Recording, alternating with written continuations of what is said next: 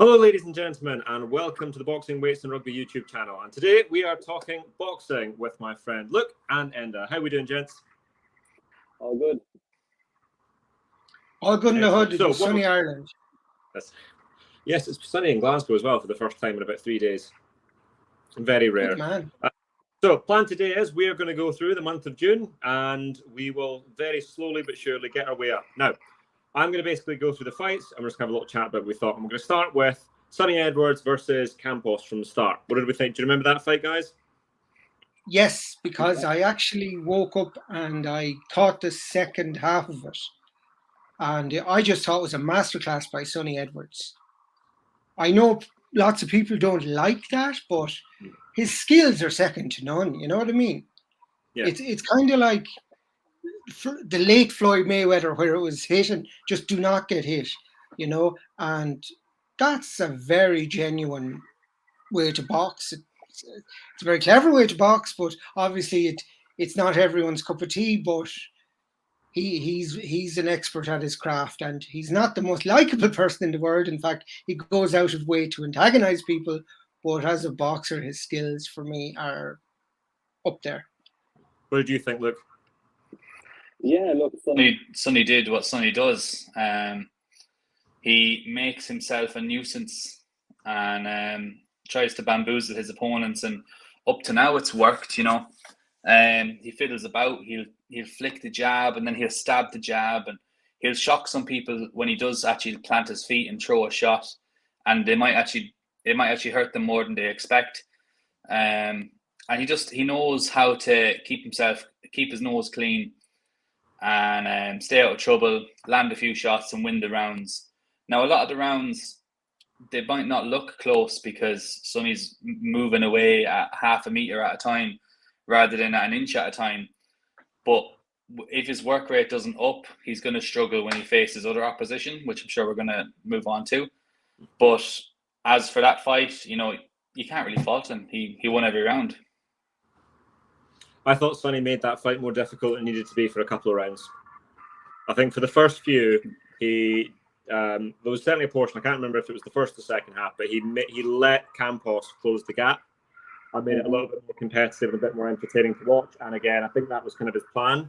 He could have stood him on his head for 12 rounds and it'd have been fairly dull because once Sonny decided to get on his bike and move, there was no way for Campos to get close. He couldn't close the gap. But he gave us a little bit more. He took a few punches he maybe didn't need to do. And I think that's probably what got him the Rodriguez fight. But so again, we've all got slightly different tastes in boxing, and I think I would say at the three of us, I'm the one that enjoys Sonny's style the least. But I always find with fighters like that, they're the hardest to beat. Certainly. The most variety, like the most gives the most variety of people the most trouble. But they're the ones I struggle to watch because unless the opposition is bringing some sort of threat, which Rodriguez will, which Martinez will, I really struggle to watch that because what you're getting is 12 stanzas that are exactly the same. But what I appreciated Sonny did is made that more competitive, so I enjoyed that. Now, thank you for Stephen for commenting. I think Sonny will step up when he needs to, and he will certainly need to next fight. I actually agree with that. What do you guys think? What do you think for the BAM fight then? Can I want to circle back on just something there. StreamYard giving you guff. Just on Sonny, the one thing I really like about Sonny Edwards is his punching. Like, they're wonderful. Like, he can pull a punch out of anywhere, you know, a kind of a corkscrew and an over the top. And he just, it's like, you know, he's fast and he can just get in the punches to land and be gone. And I really like that. You know, I mean, I wouldn't watch it every time. Don't get me wrong, you know, but I like that. I like his shot selection. I like the way he punches. That's what I think Sonny, you know, that's what I like best about Sonny. Now, versus Bam Rodriguez is going to be interesting. Now, the last Bam fight I saw live, but and I was a little bit, you know, it wasn't his greatest outing, to say the least. But so it will make this a very interesting fight, because there's no obligation on Sonny to engage. Make Mhm. it fight that he doesn't need to. Like he can just box and move. That's fine. And I'm not sure that Bam Rodriguez is necessarily the person that's going to be able to stop him from doing that. So if Bam can't stop him, I can't see why Sonny wouldn't continue doing what he's doing. Do the But same. as the fella says, time will tell whether Bam can stop that or not. But I can't see Sonny changing just for the sake of it. If it's worked all along, why change now? Unless, of course, Bam forces him to change. But he's not going to just decide, I'm boxing this fight differently from the offset. Yeah, I didn't think Bam looked great in his last two fights. He looked good against Siriketso Rungvisai, looked against Quadras, but they came forward. The other two guys didn't, and it didn't look like he was able to really press the action and cut the ring off. Exactly. So that'll work right into Sonny's hands. What did you think, Luke? I think For both fighters, their ceiling rises with their opponent. I think when Rodriguez, not only when someone's coming towards him, but when he feels more danger, he's better. He's more sharp. He's a fast twitch fighter, and you'll find with a lot of fast twitch fighters that unless there's something to cause them to move quickly and get their shots off, they often won't, and they struggle when someone's not engaging with them. So on paper, you'd have to put Sonny as a favorite against Rodriguez. Now, I think Rodriguez is the best in the weight class. Even though Sonny stylistically is a bit of a nightmare for him on paper. Styles make fights, as the old adage goes. But do I think Rodriguez can catch up to Sonny? Definitely, if he uses his footwork, uses his switch hitting ability, which is amazing. It's up there with some of the best in the world. The way he can just change his feet around and throw shots while doing it. That could catch Edwards off guard. And if Edwards gets too comfortable and, like he did in the Campos fight, slows down, holds his feet, takes shots, it could totally go the other way. But I totally understand how people can just see it being a disengaging fight, and Edwards fiddles his way to a 12-round decision. But I will go with my gut, and I think Rodriguez would pull it out of the bag on the night. What do you think, Enda? Well, I was going to say, actually, I don't think I gave a decision. Well, based on what I've seen from them, and based on the fact that I believe that Edwards is a very intelligent guy, he's not going to, go flat-footed if he knows he's in trouble, if he knows he has to, engage. I mean, when he's to fight one, then he knows it's fight one. Like even afterwards, he says, "Yeah, they're the rounds I won, and they're the rounds I didn't give a shit about." Yep. But so I think that if it's Bam Rodriguez that I saw in Vegas, Jesus, I am not subtle about that, am I? If he turns up and Sonny Edwards fought the last time, and if he uses the same intelligent game plan, I think Sonny Edwards will win on points. If Bam Rodriguez can, as Luke said, get in and frustrate him like he's able to do, then we have a fight on our hands. And then I can't tell you the outcome, because it'll be interesting to see how does Sonny counteract that. Because I do believe Sonny will be able to counteract that. But it'll be interesting to see, can he put it up to Bam. And obviously, I suppose Bam would probably have to look for a knockout in this kind of thing, the way Sonny can win rounds. But so yeah, I think I better stick to my decision though, Sonny on points. I was going to say it sounded awful like you were starting to hedge. That's why I pull back. Yeah, but I'm just qualifying it by saying I don't think like Sonny's going to have it all his own way necessarily, but he should be able to put out the fires, any fires that Bam throws his way.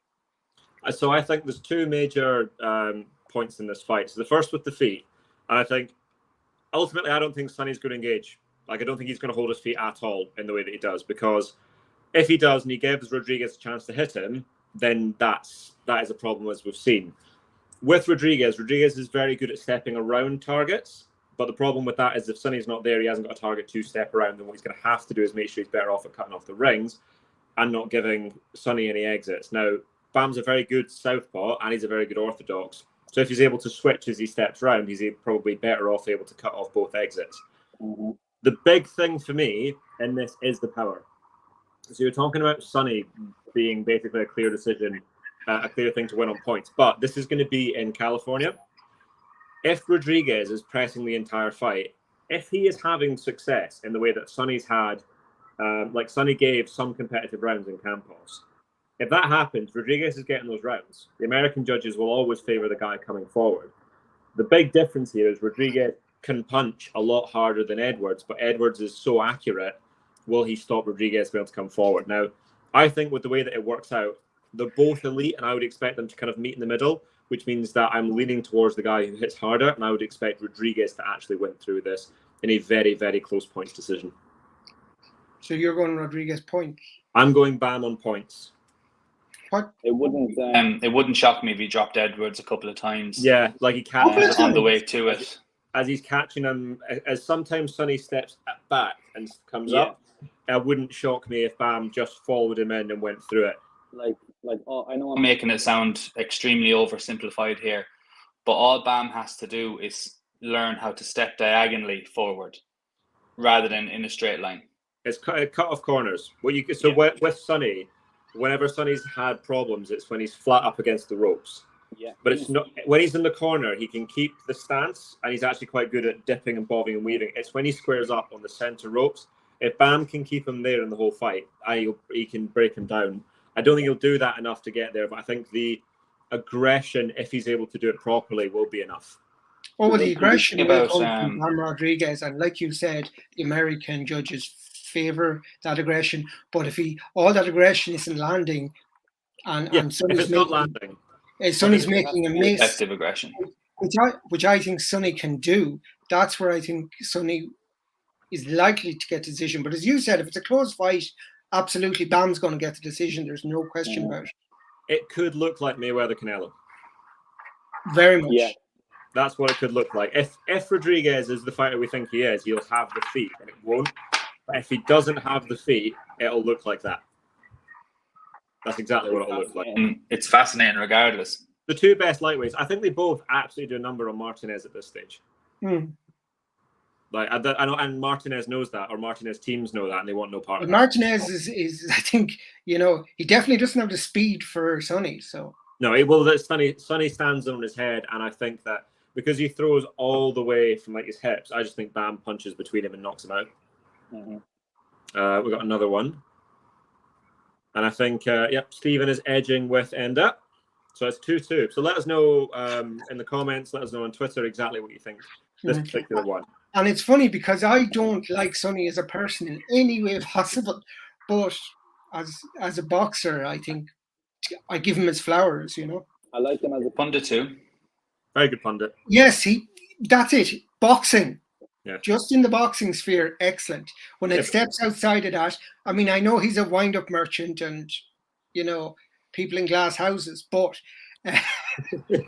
but he's just way better at that than me. But, I suppose we're just diametrically opposed on issues. And that's. I think at this point we stop taking our political opinions from fighters. It's a fairly safe bet. Don't listen to boxers when it comes to politics. But and if don't I was to listen listen to politicians when it anyone, comes if I was to have a discussion with anyone, it probably would be Sonny Edwards because number one, he makes a good argument. Number two, he talks sense. He's very. I find him very engaging as well. That's what I mean. Yeah. It's not like just rubbish. I would say this is in the top 5 fights in terms of quality you could have in boxing at the minute. I'd agree. And we're actually getting two of the others, which is I was going to say because they're all in this list. Then yeah. Well, I would say In fairness, another fight in June was probably the top 2 in their division going at it as well. yep, top 2 there, and we've got 2 in July that are in the top. We've Yeah. got 2 guys in July that are everyone fighting as an argument to be made in the top 10 pound for pound, Mhm. Yeah. which is nuts. It's absolutely nuts. But moving on, we are now stepping up to 168 pounds, and we're going to start with Edgar Berlanga versus Jason Quigley from last weekend. oh yeah, it was last Yeah, weekend. it's gone. What did we think, guys? What do we think of Berlanga? And I thought the person that came out of this with the most credit was Quigley. Was Oh, very 100%. Yeah. I think sorry, fire away. Sorry, Adam. I think Quigley, without two knockdowns, I don't think were too legitimate, to be honest. The early ones, yeah. Yeah. The other two were definitely legitimate knockdowns. But I think those knockdowns really helped Berlanga's case in the fight. I thought Quigley won a lot of rounds. I thought he landed some lovely shots. If only he had a bit of power stepping up to 168, it could have been a very different outcome altogether. But Quigley, like you say, he's come out of this smelling of roses, and he's going to have another big fight again soon because he just sold himself to the audience. Absolutely. Berlanga, it's a great learning fight for him. I'm not going to diss Berlanga. I think Berlanga's learned a lot from this, I hope, and he knows where he is now, and he knows he's not where he thought he was, and that's no bad thing. It's better to learn that way than learn by getting knocked out cold by someone. So he can regroup now and try and improve, but he's probably 3 or 4 years away from the top dogs at the moment. The thing with Berlanga is so for me, looking at Berlanga, there's a really fundamental component to it that he's missing out on, and it's the jab.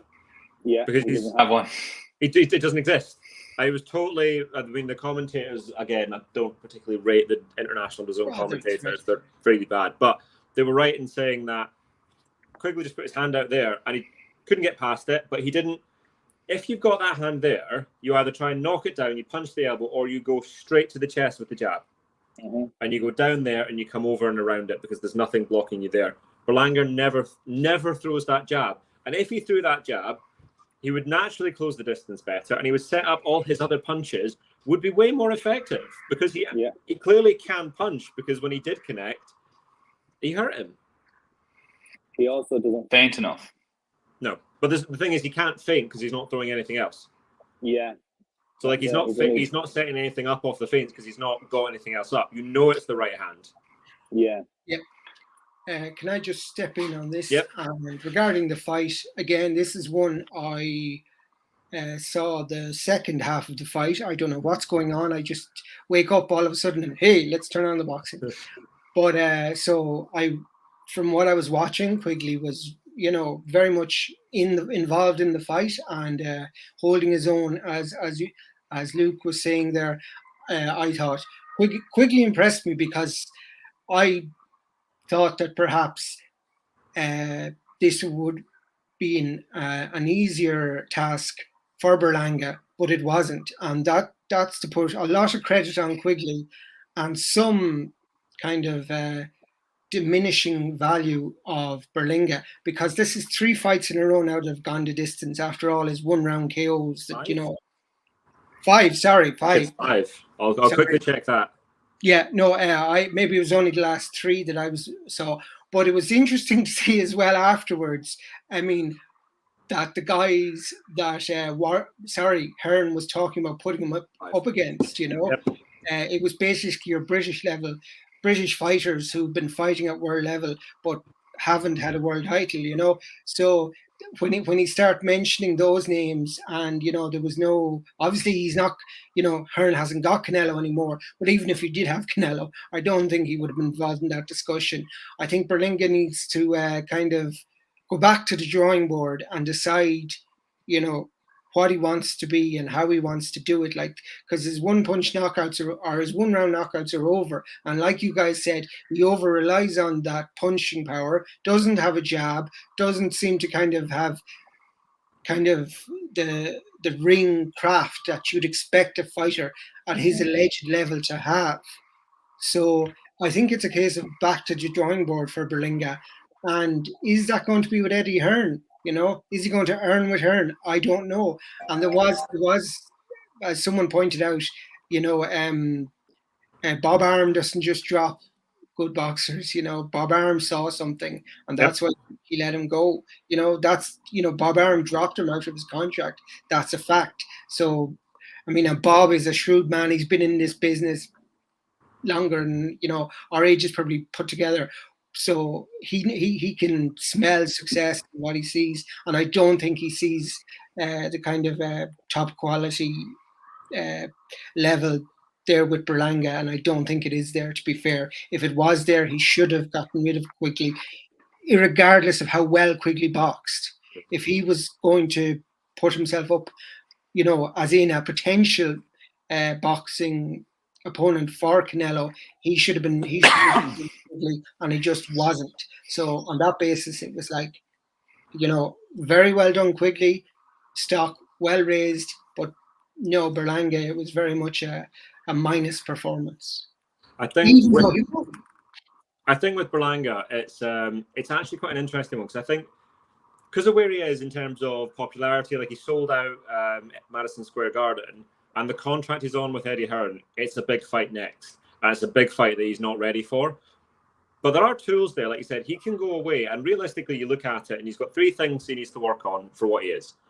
Improve that footwork at cutting off the ring. He just followed Quigley around all night. It's exactly what we were talking about before. Make sure he steps diagonally to the right and diagonally to the left.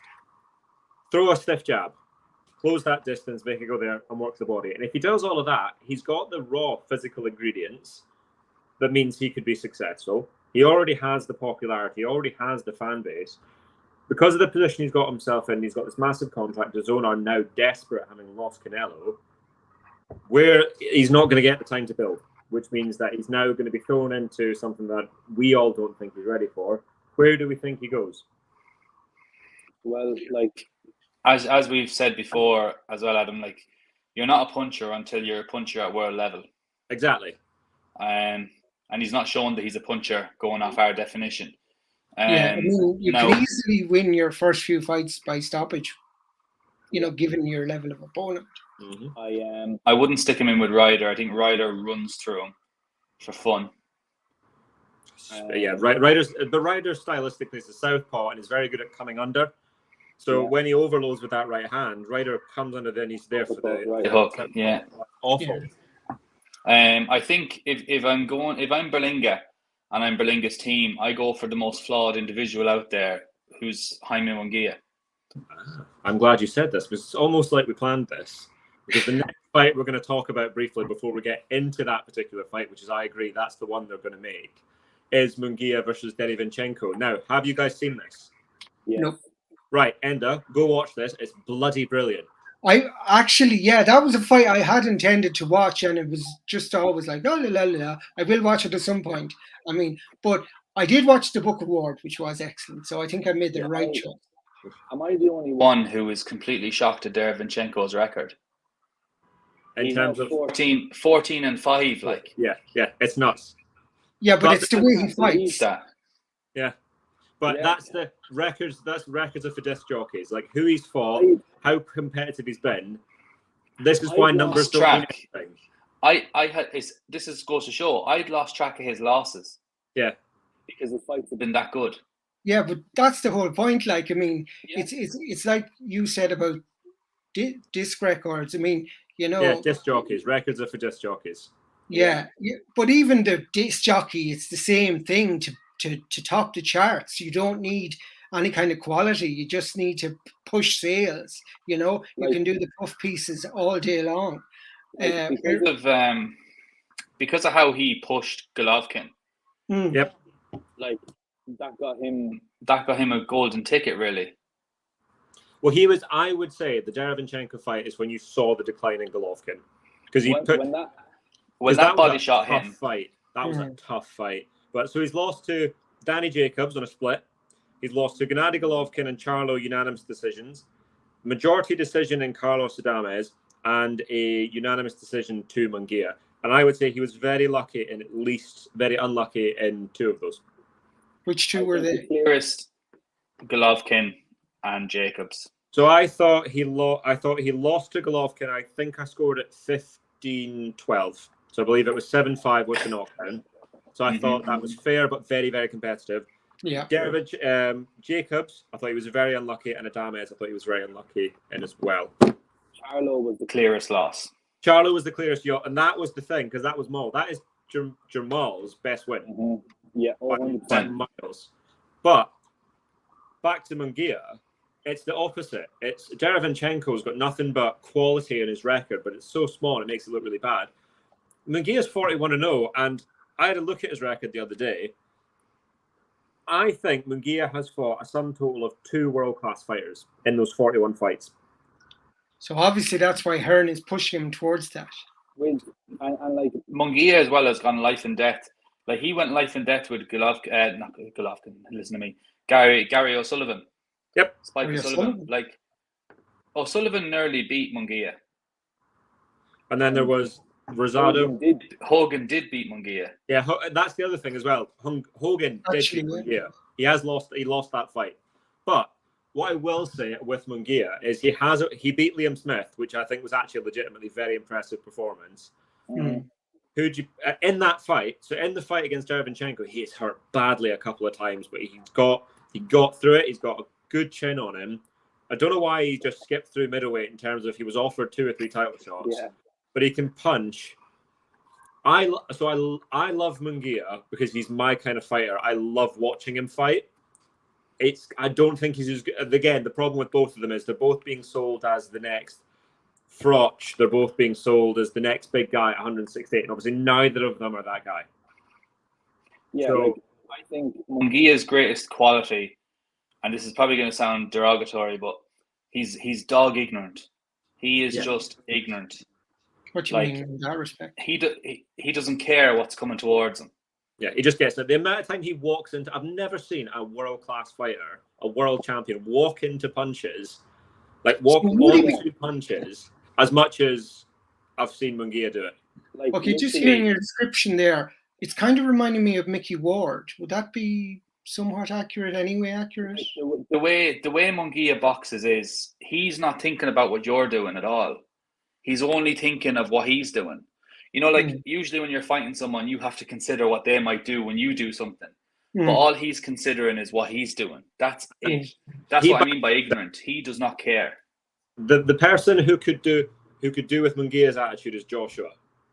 Yeah, Because Joshua overthinks what he does, and I think Berlanga has now started to overthink what he does.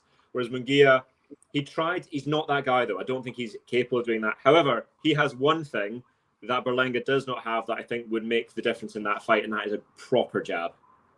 Yeah. When he uses it, He's still trained. By Barrera. no, it's Morales. Oh, sorry. No. I always get those two mixed up. I apologize. Is he still trained by him? Yeah, he's still trained by Morales. Interesting. It's one of those ones, I don't think he's necessarily improved by Morales, but I think Munguia's jab and the fact that he's actually lived it at world-class level against world-class fighters for 12 hard rounds, I think he knocks out Berlanga. If and when I think they make that fight next. I hope they do. Yeah, well, it's the one to make, so it's my favourite kind of fight because it's shit or bust. Yeah. It really is. We've got 2 guys, as Enda said. Top Rank didn't think Berlanga was all that. DAZN really don't think Munguia is all that anymore. Right, guys, shit or bust. Yeah, it's kind of like, loser's gone kind of a thing. Yeah. Munguia's not the star that he will be if he beats Berlanga as well. Well, that's it. 'Cause that's a huge. It's got Puerto Rican versus Mexican. That's a massive rivalry. Both of them are very popular. They both do great tickets, and the winner of that becomes the second most marketable fighter at 168 pounds. Yeah. The winner of that gets a shot at Canelo. I'd imagine so. The winner of that gets a shot at Canelo when he's done with PBC.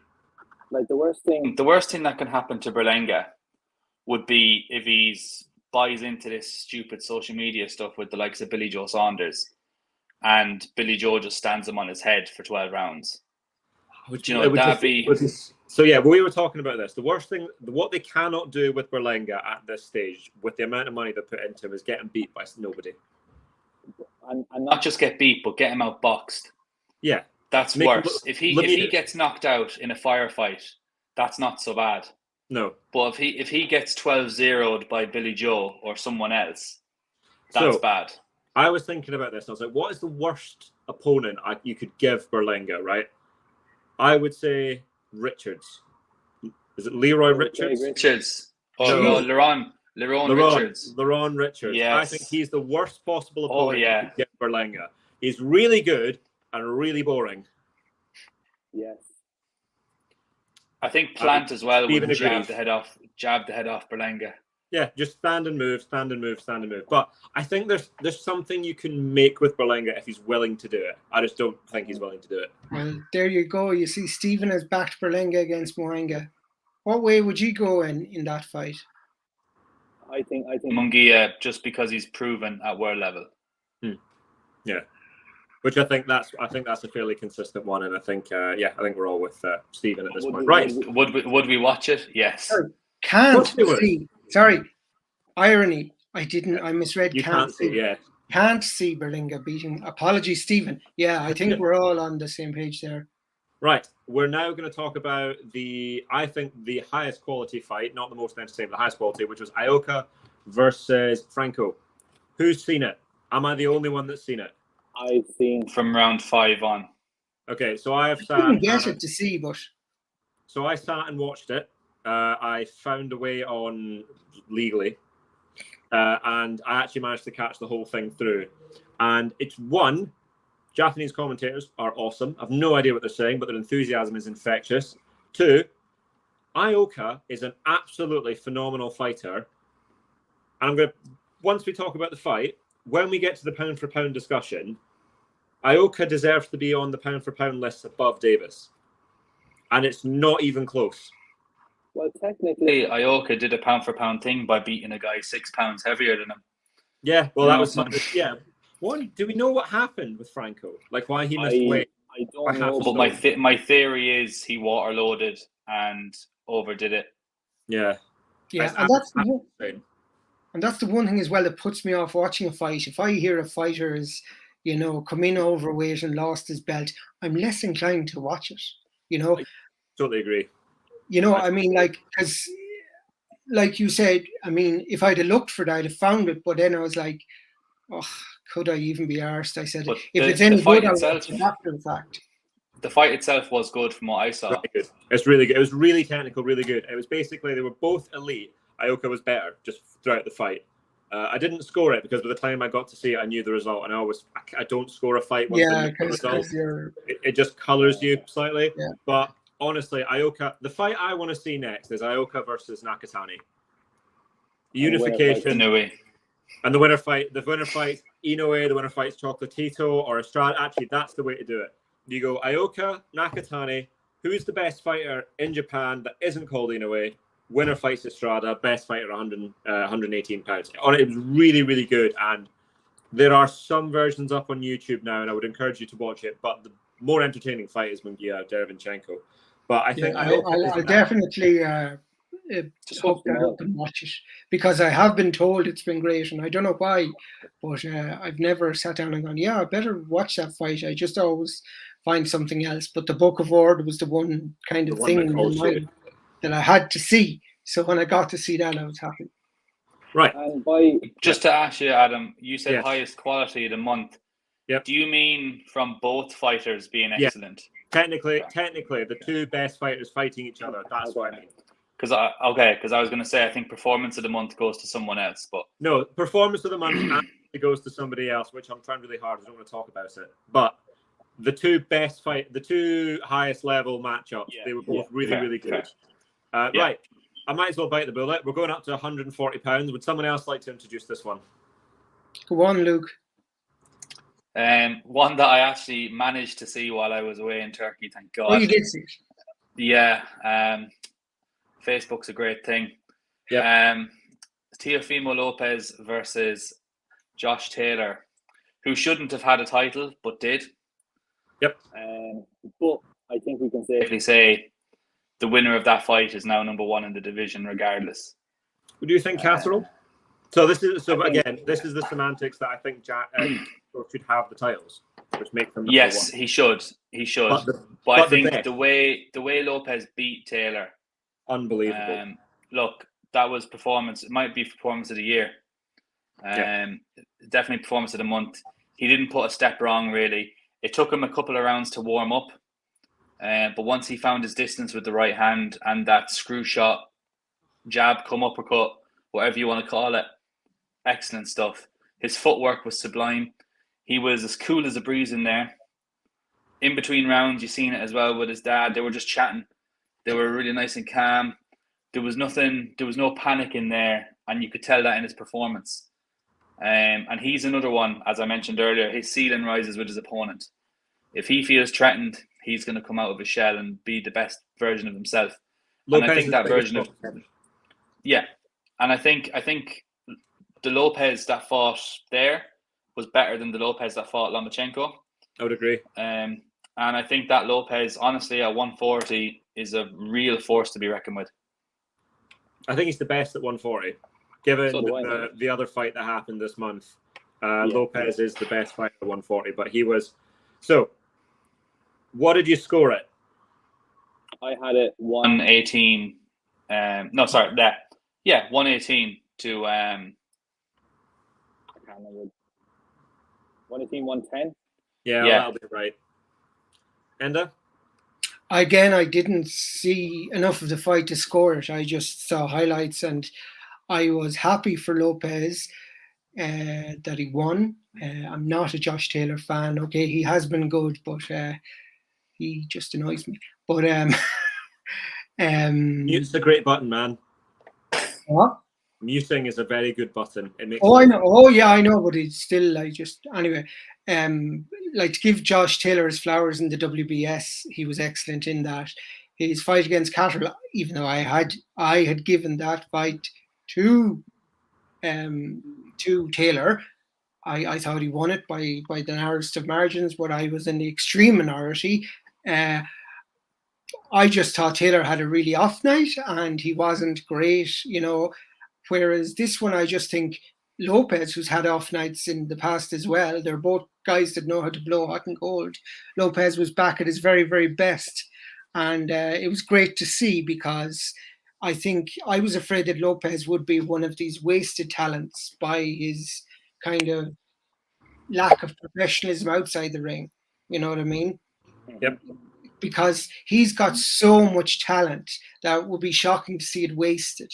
Yeah. So I was delighted that Lopez won, and hopefully now he'll get his head right and he'll go on and really kind of cement his legacy there as the best in the division and just clear it out. Where Taylor goes, I don't know, because now he has to go up to 147, and I don't fancy his chances up there. Did you not read that Lopez retired? Sorry. Yes, he has retired. He is retired. Very legitimately. Yes, that's definitely sticking, I'm sure. Yeah. So, will it shock you to know that I had the fight closer? No. Where are you from, Adam? Were you wearing your kids at the time? It couldn't possibly. Did you have blue face paint on when that fight was? Yes, I did. I had like my little tartan thing and my fist was going around. So I thought that it was an elite fight for 6 rounds. I thought that. So Enda's right. I thought the Josh that performed against Catterall was awful. Whether that was down to Jack or Josh, I thought Josh was awful in that fight. For 6 rounds, I thought that was as elite boxing match as you were going to see. After the 6th round, Lopez turned up the heat. Taylor wilted and Lopez punched the fight out of Taylor. I did have Lopez winning. I think I had it the same as the judges. So I think I scored it 4-2 in the first half to Taylor and 5-1 to Lopez in the second half. Okay. But I'm very aware that I am not an unbiased observer in this. I gave Taylor round 1 and round 3. Yeah, I think I must have given Josh the first 3 and then one of the other between 4 and 6, and then I gave him maybe the 10th or something. I can't remember what it was. There was one round Lopez took off in the second half of the fight, and again, I don't think Josh won it. I think Lopez took the round off. That was the 9th round. Yeah, something like that. But it was one of those ones where there is no argument Lopez won that fight. There is no argument that I think that Lopez is the best fighter at 140. It was absolutely brilliant. And the body shot he hit Josh with in the 12th round, how Taylor is still standing, how his ribs are still intact, is utterly beyond me because it hurt. I'm in Glasgow and it hurt from New York. It was absolutely insane. It was brilliant. I do think Lopez could have pushed for a stoppage. Yeah. I do think he was a bit safety first towards the back end of the fight. Now, whether or not he was just thinking, I have this one, it's easy, I'm just going to keep doing what's easy. Fair enough, we can't begrudge that. But I do think if he wanted to, there was a stoppage there for him. Yeah. And that's mad because who Josh Taylor's fought and beaten. Yeah. This is so for Josh. So I actually think now at 147 is the best possible time for Taylor to go because the titles are sewn up. Okay, he's not getting a title shot for a year. Josh's biggest problem is inactivity, and now because he's not going up as the champion, he's not going to be mandatory. Josh now potentially has it. I think this was another shit or bust fight for the boys at Top Rank because I would not be surprised if Top Rank let Taylor go on the back of these last two fights. Taylor gets a big deal somewhere else. He then gets 2 or 3 fights where he can build himself back up because I think he needs that confidence boost. I thought for the first 6 rounds, that was the best Josh had looked in years. Mm-hmm. But he then regressed, and obviously it was Lopez that had a lot to do with that. For Josh, I want to see the lead hook come back. Now, I've watched Josh more than anybody else here, I'm guessing, yeah? Well, yeah. Yeah, like through the amateurs, right the way through every professional fight I've watched multiple times. Josh's best punch is the lead hook, especially to the body, especially when he doubles it up. He goes body, head, or head, and then down to the body. I've watched the Lopez fight back. He throws it once in 12 rounds. I don't know where it's gone, and it's something I'd want to see him come back. It totally disappeared under Davidson, and it's something I think McNally can bring back. I think, Josh, if you give him 3 fights at 147, you set him up for a vacant title shot or a new title shot, because Spence and Crawford are gone. And I don't think he doesn't be either there at this point. I think it's probably fair to assume both fighters in July are going to be up after they fight. I think they do the rematch at 147 and then they both go. Either way, though, I think they're each other's last fight. They're not fighting anybody else at 147. So then if you're Josh, you're going, right, I'm not going down the IBF route because we all know who that is going to be given to. That's going to Ennis. So you go nowhere near Boots. Then it's a case of like, right, Ortiz is the WBA? Oh, I think. Is it the O? Whatever one he's in, that's another one. Stanionis, though, isn't he? Stanionis is the WBA. Yeah, so it'll be that. So it will be. So it's the WBA. That's another really good fight. So you go, right, WBO, that might be up for grabs. WBC, that might be up for grabs. And that's where you then look to position Taylor, I think. But for Lopez, I want to see him fight again. I want to see him either fight Castrol, Prograis, or Haney. Those are the 3 I want to see him fight. What do you think? Zepeda as well to be a great one. Zepeda would be another very good one. Well, I'd like to just write off Castrol because I still think that was poor Josh Taylor rather than Jack Castrol being. So if you were to say, and I know he didn't have the greatest of outings, but Prograis would have been initially the one I would have said. Yep. But I just want to go back again on Taylor. Taylor is likely to be released from Top Rank. Who is a UK promotion company desperate for top stars? It's Boxer. And Boxer had Catterall, and Boxer had Taylor, and they were going to get them to fight. I think that would be a great fight to make. Where, be it at 140 or 147, I don't care. The rematch finished. And it would be box office. It would be England versus Scotland. It would be the grudge match. It would be everything. And like there wouldn't be international interest in it, but there would be domestic huge numbers in the UK. And I think Boxer's the people to deliver on that. So if I was Matchroom, isn't he? Yeah, he is. He's with DAZN now. He's now with DAZN. He's moving across. I think. But for how many fights? Don't know the answer to that question. I think that's quite made because I know Sky had him and obviously Matchroom have got him now, but like that's regardless. I think both of those would like to fight, and even if he's with Matchroom, I think Hearn would understand that makes a lot of money for him. Yeah, I think you are absolutely right in the fight, but I think Hearn throws a lot of money at Taylor to make that. Well, then if Hearn can have it, you know what I mean? Yeah. I don't mind if it's on DAZN, but it's the big British, it's not going to do well internationally, but domestically it will do huge numbers.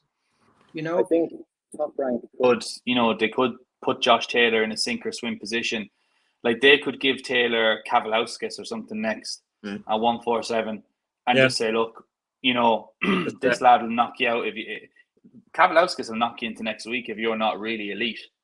And you know that's the type of fight maybe that Josh needs. He doesn't need a get warm fight.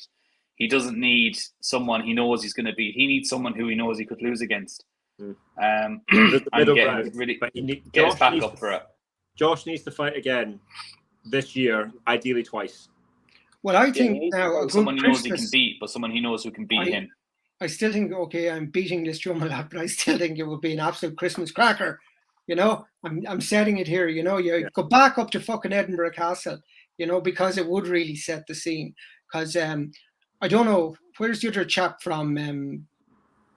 Manchester, isn't it? Natural's Manchester, I think it is. Yeah, Chorley. It's near Manchester, yeah. Yeah, but you don't want the MEN Arena. Put it up in Edinburgh Castle and make it a Christmas and make it a huge box office thing. As somebody who goes to Murrayfield in the middle of winter, Edinburgh Castle in December says absolutely awful. Yeah, but it'd be TV. Brilliant. I would pilgrimage to get up and see any fight in Edinburgh Castle, whether it's Josh or Lee or anybody. It'd be TV magic, like, you know, the castle setting. It's what Sky did for Bilham is what I hope happens for Josh at some point, which is that fight at the castle. Yeah, exactly. So I think that's the kind of the last chance saloon, and the best person to make it with is Catterall. And I think Josh, spoiler alert, before I have to run off. Yes. Do you think Zarilla will ever get a big fight again? No, you're never seeing him again. That's it. Like, he's done the worst possible thing he could do. He looked good and dull. It's unfathomable to me. I just don't understand it. And like there was points in that fight with Prograis. Sorry to be jumping ahead now on you. Well, this is it. This is where we're going to go next. It's Prograis Zarilla. Yeah, sorry, because I've probably delayed that. There was points in that fight where Prograis was there for the taking, where Prograis literally, you could see it in his eyes. He just switched off mentally. He just wasn't there, and it was happening for like seconds at a time. And you just thought to yourself, why isn't Zarilla jumping on him here? Why isn't he doing something? It was just backpedaling the whole fight.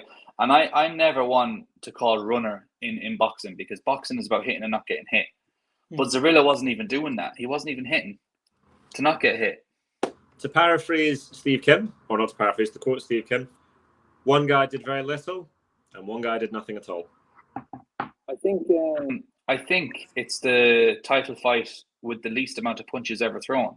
It is indeed. 86 punches landed. It was awful. Absolutely terrible. It was so bad. But who do you want to see Prograis in with next? Any of the champions. I think Prograis Lopez is the best fight out of all of them, but Haney would be. I was going to say actually Devin Haney might be, because that would be a good one. But if Lopez has retired, as you have told me, Adam. Yes. Yep. But we all know boxers. He's retired, but he's kept his belt. He's done the Tyson Fury move. But then he's not retired. He's just taken an extended break with no drugs tests. He's on Tabasco. That's all it is. Yeah. It means you can just snort as much cocaine as you want and not get caught. I mean, I enjoyed watching Fury out in Dubai. That is a separate issue.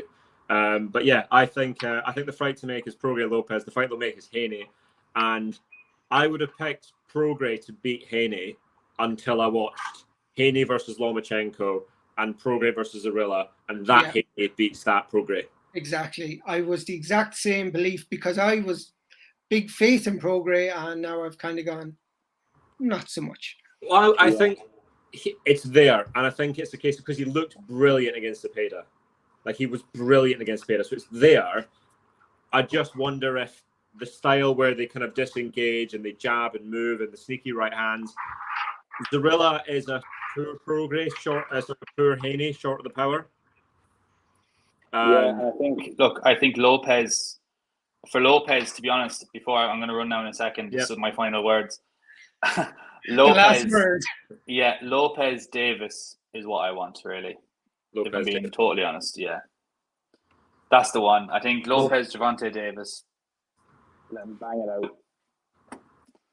Because once Tank gets out the slammer. Yeah. What's he got? 90 days. I think he got 60 in the end because he couldn't manage house arrest. Because he was on house arrest for the 90 days and then somehow got himself thrown in prison because he couldn't stay inside.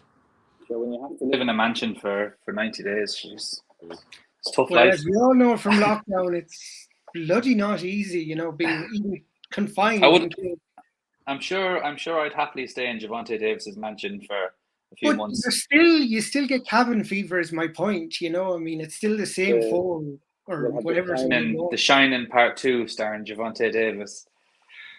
Yeah, I have to say, of all the people we were talking about, in terms of not liking very much, I think Tank is definitely the one phenomenal Yeah. fighter, but I'm not a fan. Oh, he's Have to pay horrible. attention to his in-ring antics and not his out-ring antics. He's a horrible. But yes, that's the fight I want. Enjoy the rest of your evening, lads. Thank you for stopping by, buddy. Thanks for having me on. Chat to you later. Pleasure's Bye always- bye. Bye.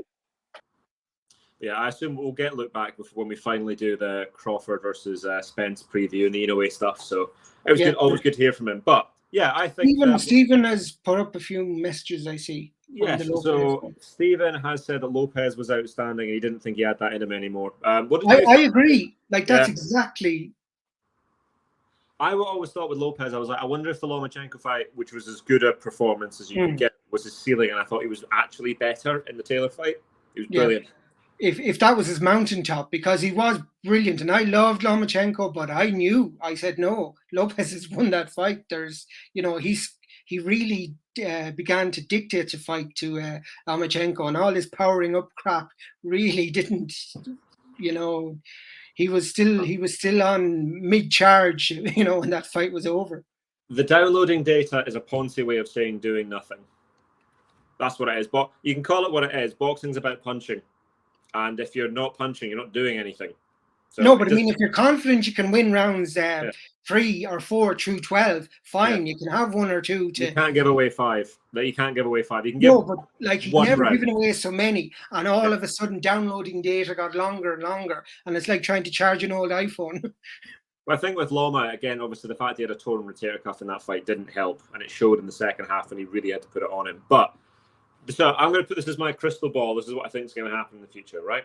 These are my predictions. Prograis fights Haney next. Mm-hmm. Lopez fights somebody at top rank. I can't think of who they've got at 140. Outside of that, I don't think Catterall gets the fight. Either of them again. Is it Matthias, the IBF champion, with the PBC? I don't think he gets a look in, the IBF champ. He's PBC. How would I know about PBC? Well, that's a very currently topical one. But Prograis fights Haney. If they perform in the way they did in the last fight, Haney beats that, and then Haney versus Lopez is the fight to make. Yeah, that would be good, and I'd like that. Because I think then Lopez beats Haney. Lopez is beaten Haney, Taylor, and Lomachenko. Then I think Lopez has a very good case for being top of the pound for pound list. And we all know who'll be knocking on the door then. Is that Mr. Ennis? No, Mr. Stevenson. Mr. Stevenson, yes. Well, that's the thing. So we then have Shakur all the way down at 135, collecting his belt, stepping up. And yeah, I think we both fully agree that I think Shakur is the best. If I had to pick one of them to give, and we've said this before because we kind of thought Lopez was done, the best Lopez, is the fighter that gives Haney the most trouble. Not Haney, Shakur. Shakur, yeah. And actually bringing Boots Ennis back into this, where does he fit into it? Well, I think Ennis is the next man at 147 if he gets the fight. I was going to say, I thought he was 147. He's 147 because I think eventually they all end up. I actually don't think these guys fight at 140. I think the fights end up at 147. But so then Shakur will be down at 140 with different people then. Well, hopefully they catch. Hopefully 140 is where a lot of them meet. Yeah. But do you know who I think would be the really interesting one if it all lines up would be if that you then get Garcia involved and Garcia fights Rolly, wins a belt. Garcia has the WBA belt, Lopez unifies, and then you get the winner of Haney Prograis versus the winner of Lopez Garcia. Matthias is the one that Lopez should fight because he's a brilliant fighter and Rolly's got no business being involved in any of this, but he's not getting the shot. It's just not happening. But Rolly has got Mayweather, isn't it? So that's why he'll always be. Yeah, it's not politics. It's politics, yeah, and it's all the nonsense. But that was the month of boxing in June. Now, are there any fights in July you've any interest in? before we call No, it? I think July is very quiet. Very quiet. There's nothing going on in July whatsoever. No, I'm actually going to. I think tennis might be on in July. Yeah, Wimbledon, and then Lee McGregor's back actually, so there is a fight that we've got some interest in. But yeah, we will be back at some point, ladies and gentlemen, to have a chat through. Obviously, we're going to talk about Spence Crawford, and we're going to talk about Inoue and Fulton, and anything else that's going on in July. Absolutely, and there's another one that came up there. Isn't that gone into the July calendar as well? Ortiz Stanionis? Yes. Things got good. Things got very good. I'm trying to think, is there anything else in July?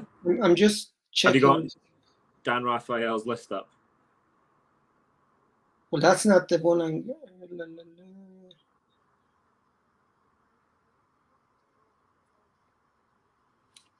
Yeah, I shouldn't do it this way. Anyway, no,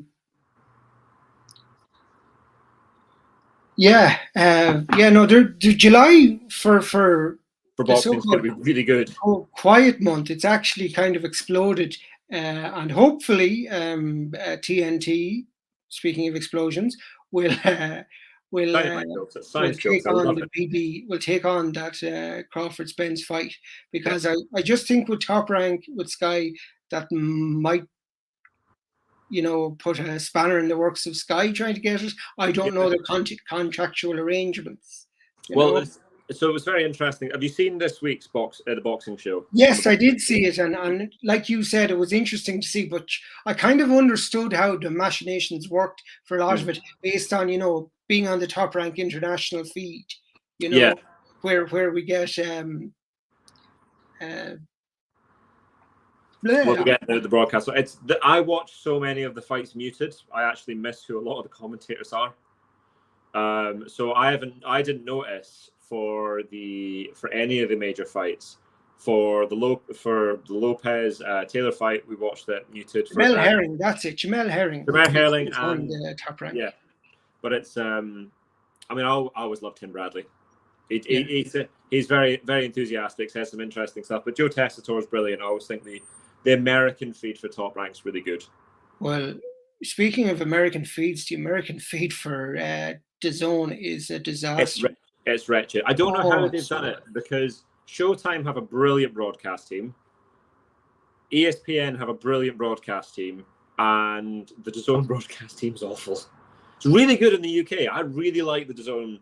But it's not a case of fun, the investment there, because obviously now it's a more UK based one. So Hearn it swings in roundabouts, doesn't it? Because 18 months ago they were talking about how Hearn's doing too much in America and not enough in the UK. And no, but I just mean in terms of the investment there, and he knows the UK people, and does he have the connections to fill the DAZN platform? In America, I mean, he's barely finding his feet in terms of fighters and that. So I'd say even having the boxing, the on-air talent, I think is what it's called. Even trying to organize that, I'd say is a little bit. He's not even in his radar at the moment. That's what we had, and we'll keep going with it. Do you think that's Hearn, or is that just the DAZN executives? Is that Joe Markowski that makes those calls? So I know that Hearn had a huge amount to play in the British one. Yeah, but that's what I mean. But if Hearn doesn't in America, then that's why it's shit. Then that's because Hearn doesn't.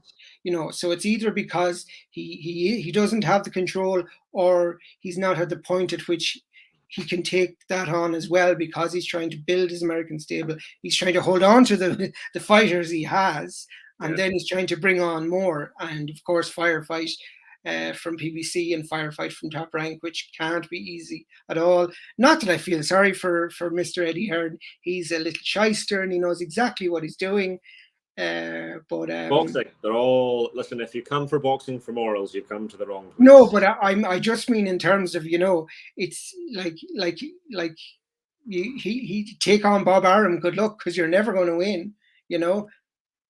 Like he is. Yeah, he is boxing in America. I mean, him versus Coppinger was a funny video. Did you see that one? I remember that one. Yeah. That was so good. So PBC then they had their critics, but hey, they've got now the best stable again. So my critics with PBC are always the same, and it still stands. It's not that PBC don't have great fights, and it's not that PBC don't put on great shows, because I think the Showtime All Access stuff is the best shoulder boxing has. PBC's problem is the fighters don't fight enough. We have some great fights, and then we have nothing for like an extended period of time. Like Boots Ennis, I don't think he's fought this year. Spence hasn't fought since last April. Charlo hasn't fought in 2 years. My problem with PBC is the inactivity. They have all the best. They have the best stable by an absolute country mile. They do not fight. That's my problem with PBC. But you do know that, like, I mean, the Boots and Spence, and the issue there was the Spence Crawford fight, which everybody wanted, and getting that was more important. Build it up, because what you then want is by the time Boots is getting, he's never getting the shot, obviously, but you want by the time he's now a world champion, he's already massive. Like you should be going right. The model they've got is their best ticket seller. Well, it's now Canelo, but it was Tank. Yeah. Right. So they go right. What do they do with Tank? They boxed him in his hometown. They boxed him fairly regularly, and they pushed him hard. Do that. Keep him boxing. Get him in Philadelphia. Push him really hard, because you've got the guy. You know he's the goods. Build him so that when you eventually have this big one, he walks into the title shot after, and you go, right, that's the next guy we're going to build it around. And that's my problem, is you've got the best guys, and they're just not fighting often enough. So there's no kind of long-term planning. Is that kind of what you're saying? They don't have a vision beyond the next fight. That's kind of just what they look at. Well, look at it. Look at Charlo. Why has Charlo not fought in 2 years? Like he's had, because I know that he's had his issues outside of the ring, but you got to keep him active. You wonder why there's everybody's missing weight. We didn't get a lot of the 168-pound stuff for years because they were all waiting on Canelo. We've then had, like you say, Boots is still a prospect. He's not a world champion yet. He's knocking people out in 1 or 2 rounds. I know it's about the camp, but fight them regularly. They get better so that when they do get to the top, they are more complete, and you don't get these 1 or 2 title reigns. PBC have got plenty of guys. Why isn't Boots run through Keith Thurman, Danny Garcia? Because that's 2 fights you could have done in January, February, March, and then May, June, July. That's 2 fights in the year. He is now a star because he's beaten the 2 guys from the previous generation. I don't understand it, but they are not the only company that does this. They're the worst for it. Yeah, but I'm wondering as well, is it the money thing? Because obviously, I don't know how well or otherwise PBC are financed, but it is a money thing, and it's down to the fighters. They've put a lot of money into the contracts for these guys. Yeah, and then obviously to get them the opponent and to win the purse for that's more money, and it's I don't know is the honest answer, and it is money. It's 100% right, but the problem again, and the fighters take a lot of this as well, because they want to be paid millions and millions and millions for fights that aren't worth millions and millions and millions. And realistically, so again, this is my view, right? I think you are better off getting paid $500,000, 10 mil, $500,000 than waiting for just that 10 mil, so that you are better and you're continually fighting. Like it's activity. It's what De La Hoya did back in 95, as he fought. I think it was 95. He fought 5 times. One of them he was a world champion at this stage. One of them he didn't even fight on the telly. I don't think it wasn't pay-per-view. He took a cut. He took his a bare minimum. And you always go okay, we've got 2 minimums here, right? We've got the minimum for 10-round fight that keeps me busy, stops me having to lose a ton of weight in camp, and just keeps me fighting regularly, keeps me getting better. And Josh Taylor, perfect example, right? Since Josh beat Ramirez, he had a year off before the Castro fight. He then had 16 months off there. So in basically 2.5 years, Josh has had 2 fights, and he's worse for it. Whereas when Josh was with the McGuigans, he fought regularly. He fought consistently. He fought 3 times a year. He slowly stepped up, and he kept getting better and better. Activity makes a massive difference. Oh, Pitbull Boxing. Teofimo is the champion of the people, just like when Fury beat Wilder. Teo earned that status with the 2 wins over pound-for-pound names in Taylor and Lowe. Yeah, so I think that Lopez now has to be on the pound-for-pound list, and I think that Lopez, if he beats Haney or Prograis, you're now talking top 5. He definitely deserves to be in the top 10 now, 8 or 9. And like you said, if he beats them, he's top 5 again. There's like, but like we did say that Teofimo Lopez's wins against, Loma initially and Taylor now, I mean, they're brilliant. I mean, but he's had the blips in between that, it's what cost him, his. Let's make an argument, right? I Yes. would say that those 2 wins are, if you were to grade them, those are 2 A-star wins, yeah? Absolutely, yes. Right? Does that put him above Spence, who I think's very over-ranked based on who he's beaten everybody at welterweight bar Crawford, but I don't think anyone's an A fighter that he's beaten at welterweight outside of maybe Brooke. Well, I'd agree with you there because I don't rate Spence that highly either. So yes, I would rate Teofimo Lopez ahead of Spence now. Now, had you said that a week ago, prior to the Lopez fight, he wouldn't have been, and that's because his big name was Lomachenko, and then he kind of dipped. So obviously now that he's beaten Taylor and convincingly and emphatically, yes, he's definitely back there because Taylor is an A-grade fighter. He beat an A-grade fighter, therefore he's absolutely on the pound for pound list. What do you make of this? Might be an unpopular opinion, but I think the 2 best names at 140 are Castro and Teo. I think Castro beats both Regis, Haney, and Tank. Those are my opinions, the best of that division. But so 2 things on Castro. One, I think he deserves to be at least in the top 2 because I know we don't agree on this, I do think he beat Lopez. I also think that he looked good in his last fight. There we go. I was worried I was going to get absolutely pummeled for that particular opinion, but Lopez above Spence as well. Good. However, no, like had he not beaten Taylor, yeah, totally different. I would understand, but it's not controversial after he beats Taylor. No, after he beats Taylor, I think that Lopez goes in above Spence. Yes, but I think I mean, that's why I don't think it's controversial. Had you said it prior to that, I would have said why. Yeah, no, but, absolutely not. But going back to this on Catterall, again, I think Catterall's been boosted by that Taylor fight, which was an awful fight. It was a scrappy fight. It was a wrestling match for 90% of it. It was a horrible, dogged affair. And I don't think Taylor was in great nick himself that night. I mean, his performance against Lopez was far better than his performance against Catterall, Is Catterall the 2? No, I don't think he's in the top 2. I think he's behind all the 3 he mentions. So put him, leaving Teofimo there, I'll give him 5th. Will you take top 5? I think Catterall, one, I don't think, so Haney's not 140 pounder yet. He's undisputed lightweight champion. Yeah. Tank's not 140 pounder. His only legitimate world title is at 130. I think, and obviously Regis has a belt. I would say that Catterall is second in terms of the rankings, and Lopez is 1. And I think you then got Prograis third. I actually would have switched those before the Prograis fight, but I wasn't impressed with Regis Catterall's a great fight. I really hope that happens. Haney versus Catterall is a really good matchup that I would imagine would suck. That would be a really boring fight. I think Catterall's a really good fight for Tank because size makes such a difference. So I think what's going to get Tank beat is he's so small. I think that's why Regis doesn't want to go to 147, is they're both really small guys. But the other question to ask is, what does Catterall offer the US market to get a fight with any of those 3 fighters? He can make the claim that he beat Taylor. Most people think he beat Taylor. I mean, as far as Yanks are concerned, they haven't seen the fight. It wasn't on their radar.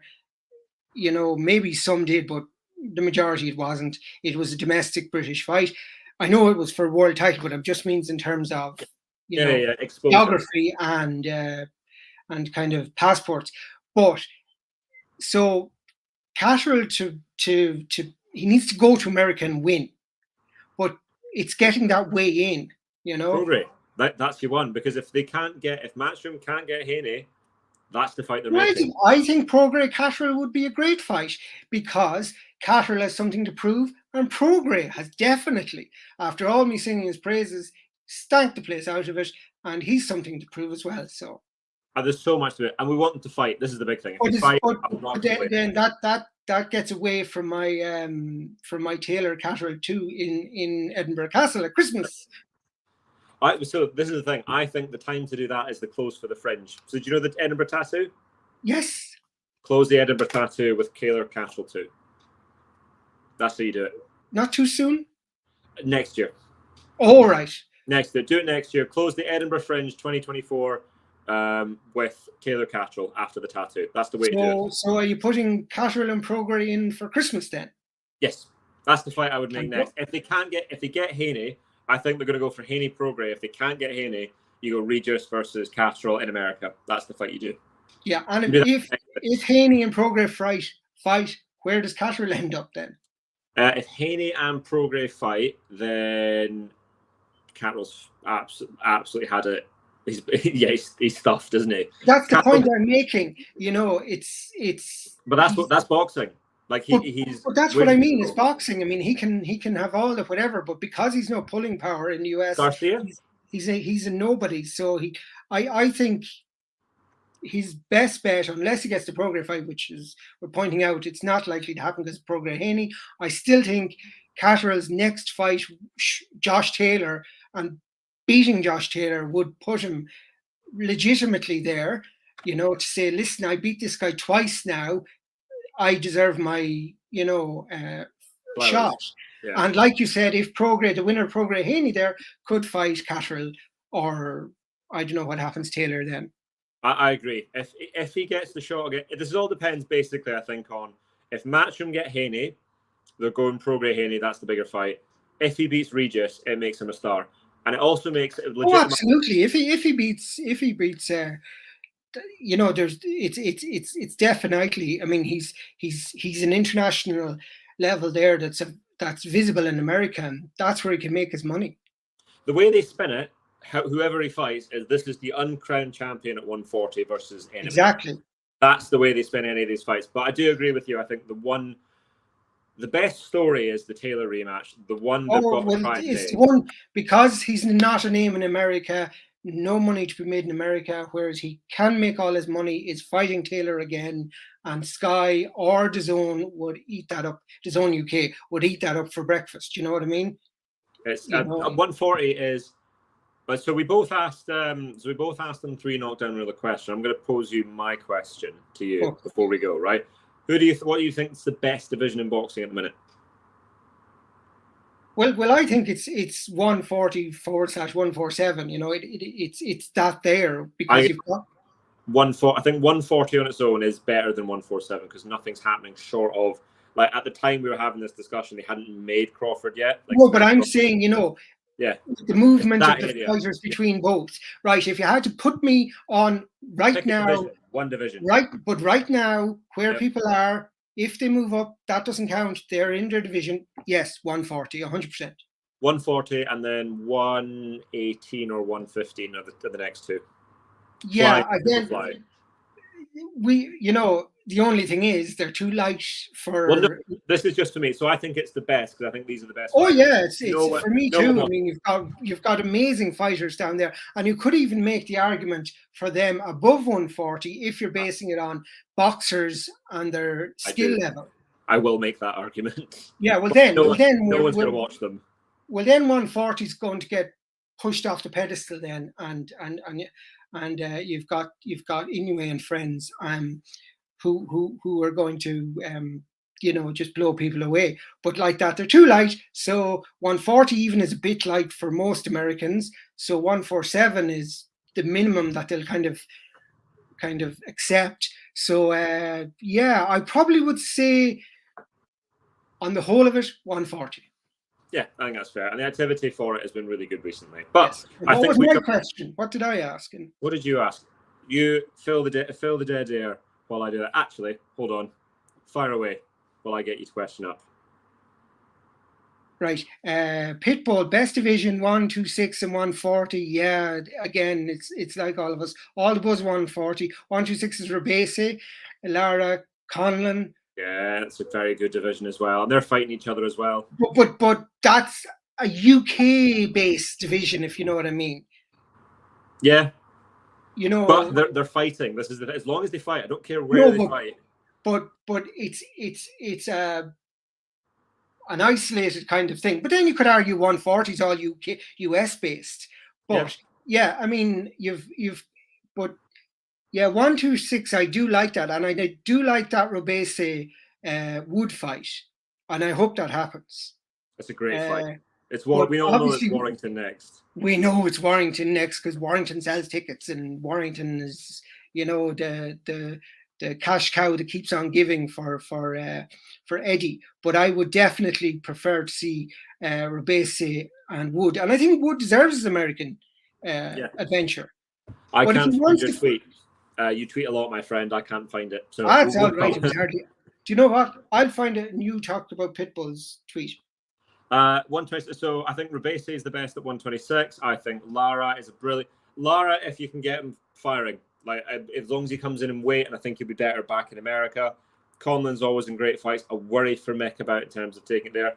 The best fight I think at 126 is Rebese versus Lopez, and then the winner fights Wood. That's the way I would like to do that. Figueroa. Ray Vargas is an absolutely brilliant fighter that I don't think we'll see again at that weight. Also is not the most entertaining to watch. I love the 150. So I love the flies and the super flies. Your Nakatanes, your you can tell I love Nakatani. So Nakatani is Fernando Martinez, it is Ioka, and it is Estrada. Those are your three champs in there. Plus, obviously, you have Chocolatito.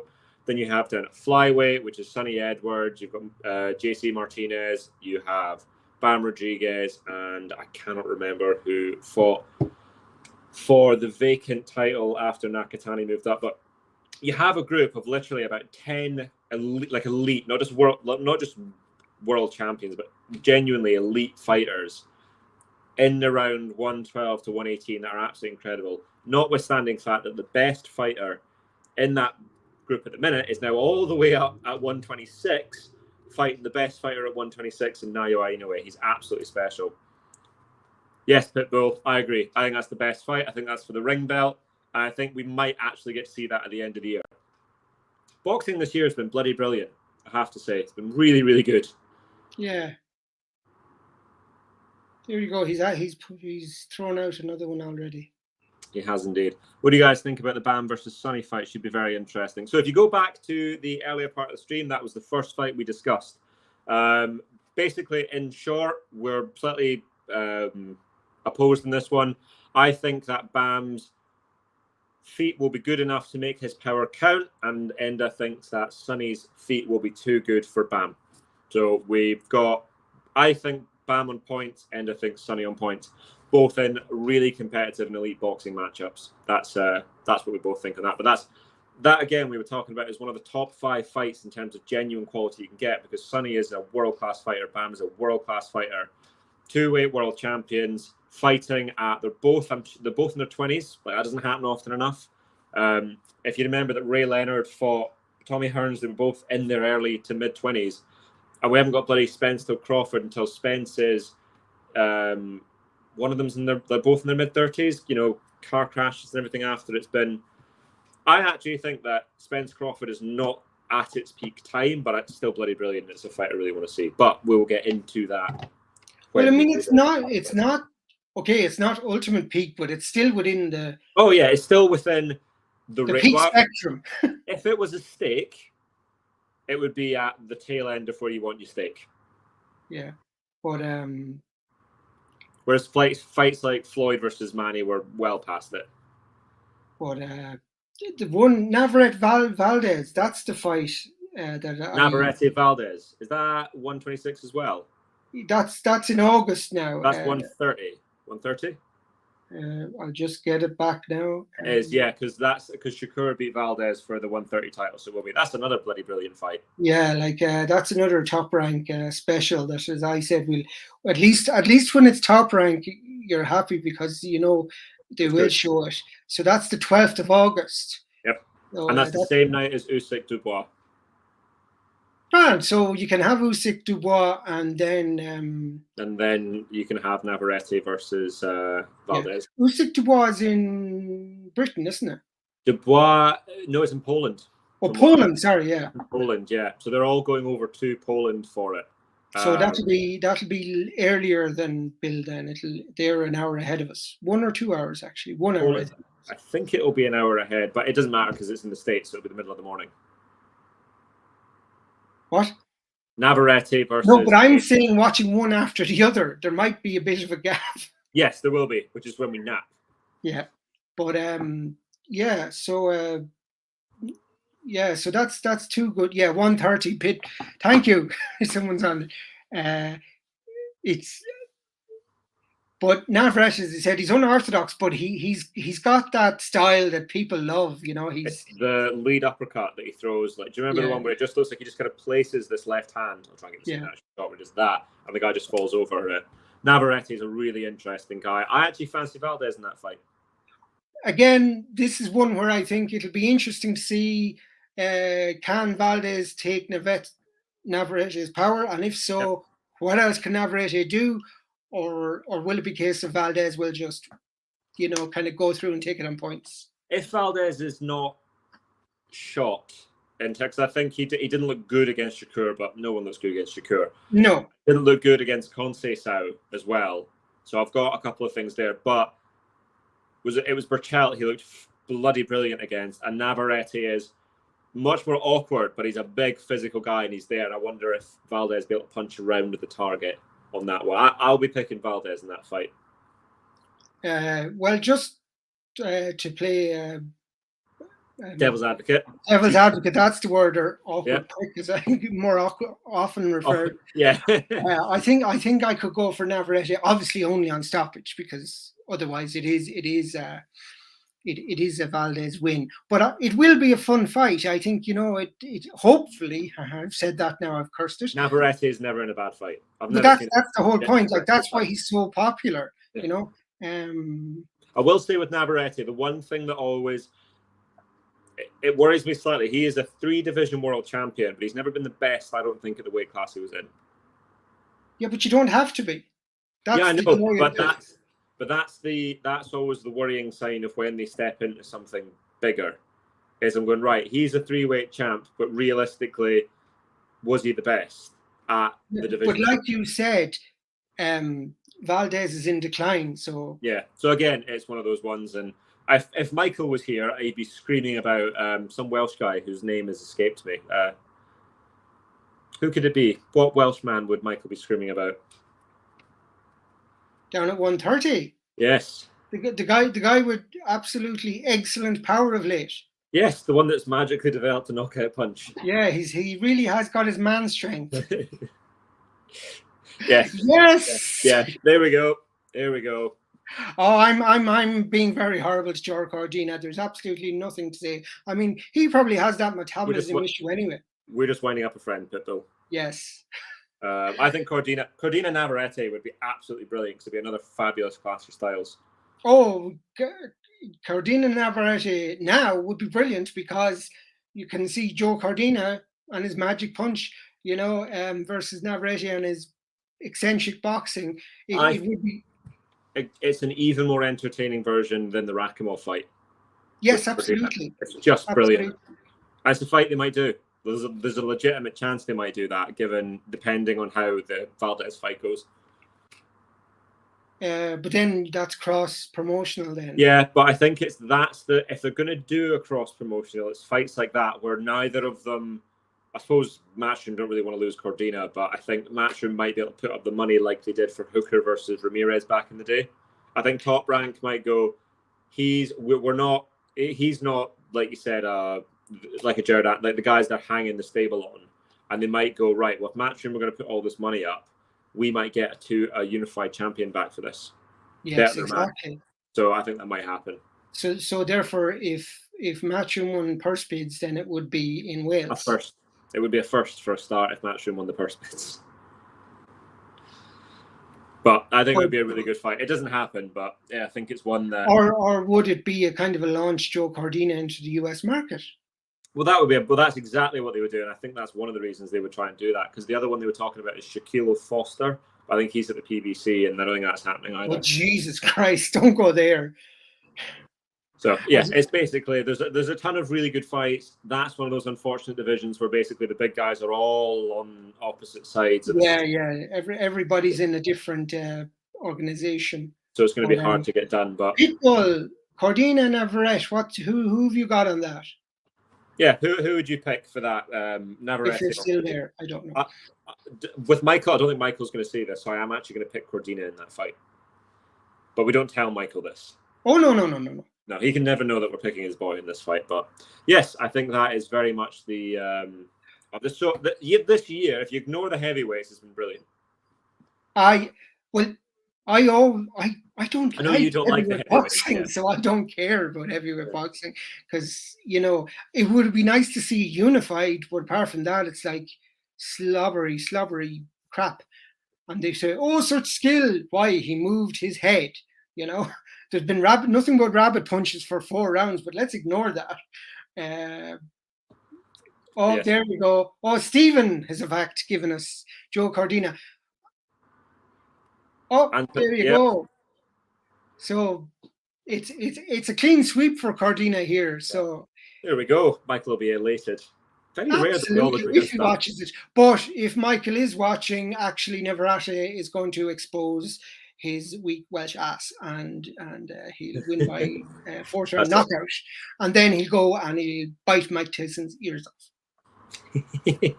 Right, this was actually quite fun. So we were debating this up at heavyweight, but who do you guys think is the best boxer that's ever been, in your opinion? So I think with this particular thing, the caveat I always give is it's fighters I've seen. Like I can't talk about because I think everyone agrees it's Ray Robinson. I was going to say, yeah. I've never seen him fight, so I tend to go with the cutoff for me is fighters I've seen. Yes. And I also will add that I think the best boxer I've ever seen is not the greatest boxer I've ever seen, which is another debate for a totally different thing. Oh yeah, like there's a difference there, yeah. The best I've ever seen, I think, is Ray Leonard. I think it's Ray Leonard. It's Ray Leonard, Duran, or Jones. Those are the 3 best I think I've ever seen. Well, when I'm picking my king of the 4 kings, I always go Sugar Ray Leonard. But Hagler's my one true love on that front. Oh no, but I mean, you love them all really. Like yeah, of course you do. But Leonard just had that extra skill, and finesse. So that's where I would say Leonard. But if we're pushing more even showing his age into more modern era, Jesus, Stephen, you watch him live. There's a difference. Yeah. I would, of the modern era, I would say Floyd Mayweather Jr. Yeah. I don't like Mayweather myself. No, but he's Marmite. Yeah, I do think. I think 21st century. I can't think of somebody better than Mayweather on that front in terms of like Jones. I think Roy Jones is the best fighter. Like the 180 Roy Jones is like the 1980s Mike Tyson. That was the guy. Again, it's another thing we talked about last night. But I think who you beat makes such a difference. It's so hard. So best. This is a really, really good thing. So if we're talking about best versus greatest, I give more credence to the eye test when it comes to the best boxer. So who you've beat makes a big difference. But we're talking about greatness. It's who you've beat matters a lot more. It's how long you did. It's the sort of things you achieved. So I think that Floyd Mayweather was the better boxer, but Manny Pacquiao was the greater boxer because of the things Manny did were more extreme. Like to go. Well, yeah, like the divisional. How he went from one division the whole way up. Pernell. There's another one. Whitaker. Yeah, Pernell Whitaker. Whitaker and Duran, I think, are the 2 big ones. I think the thing I hold against Tony is he didn't bring it his.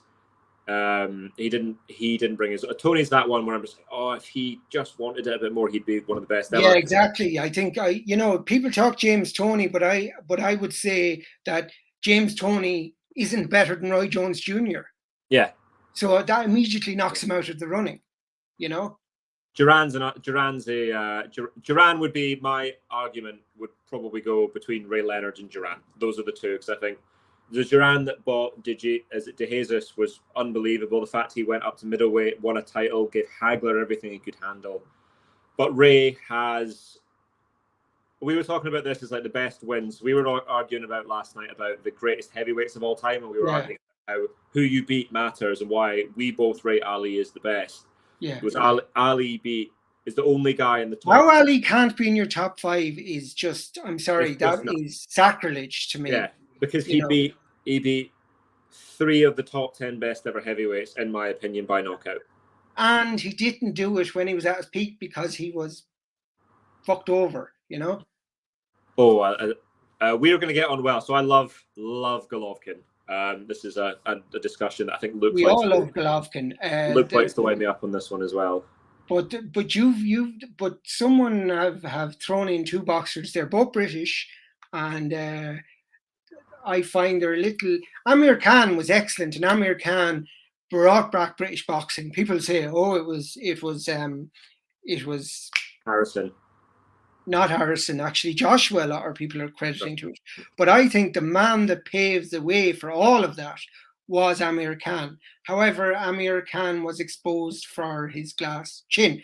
He didn't back down any fight, but he got exposed badly a lot of times. Even domestically, he was exposed early on.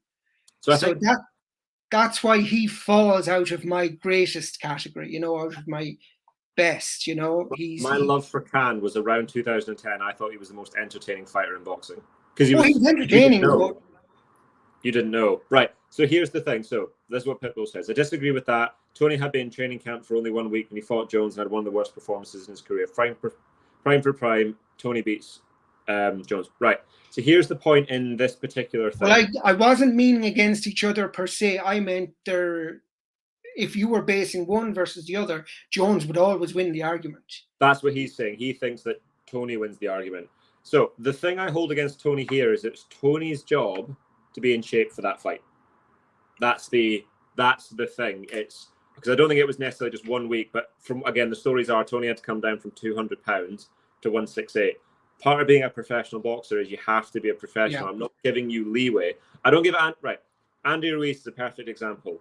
Andy Ruiz lost the second fight to Joshua because Joshua boxed properly and Andy Ruiz didn't turn up in shape. I hold that against Andy Ruiz. I don't hold that against Joshua.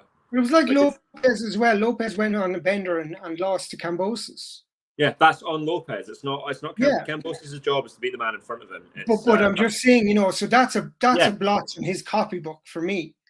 Yeah, absolutely. And that's an issue as well. Now, I love this. I must have seen this fight about 10, 15 times. I loved watching this fight. Duran winning this is the 154 one because it was Barkley at 160. This is there. Duran was brilliant this night, and this was the one where we thought Duran was done, and then he comes back and wins this, which is great. This is a nice one. What do we think about Canelo versus everybody between 2015 and 2019? So smack bang in the middle of that, I thought Canelo lost twice to Golovkin. I thought he lost once to Golovkin. And I think Canelo's going to be one of those fighters. Canelo's greatest achievements at 168 pounds. That's when he's been at his best. He will be in discussions at 154. That's where Canelo would be at his peak occurred at 168, but he's too small, having come from 154. That's going to be the difference. So Canelo's judgment will really be, when they talk about him later, will be in middleweight or light middle, but actually his best achievements will be at 168 pounds. Everybody loves Joe Calzaghe. Everybody loves Joe Calzaghe. Not everybody loves Joe Calzaghe. I don't think Joe Calzaghe gets the credit from the British public that he deserves. No, well, I think Joe Calzaghe in boxing, everybody loves him, and I think he just did it. Well, we see. Yeah, I think boxing appreciates Joe Calzaghe. He filled out the Principality. Anyone. But I still think his biggest win, and I actually said it, and a lot of people had said it as well, was the Jeff Lindsay fight, where everyone had wrote him off. He'd had a few poor performances. He got the win, but none of them were exciting. And this was going to be basically the passing of the torch, and this America's next big thing coming in to take it all off him. And Joe put on a masterclass and won every round. So that is why, for me, Joe will always be there in the conversations. Lacey, Kessler, Jones, Hopkins, 4 brilliant wins. Right, this is Yes. my so doesn't agree with me that he lost the second one. So this actually came up on my timeline the other day. In press row at the end of the second fight, so Golovkin Canelo 2, of the Yes. 58 reporters that seen it live, two of them thought Canelo won that fight. It's, if you go back and watch it, it's revisionist history. There was still an outcry at the time that Golovkin won that fight. If you go back and watch it, I think. Well, I watched it live Thank you and very I much, scored my it friend. live, and I'm a Triple G fan first, you know, Yep. because I felt he was wronged in the first fight. Absolutely, that bitch. I hope, you know, I cursed her very name. Big Bird. Yes. Big Bird, that's the one. Yeah, that bird should have really been caged at that point.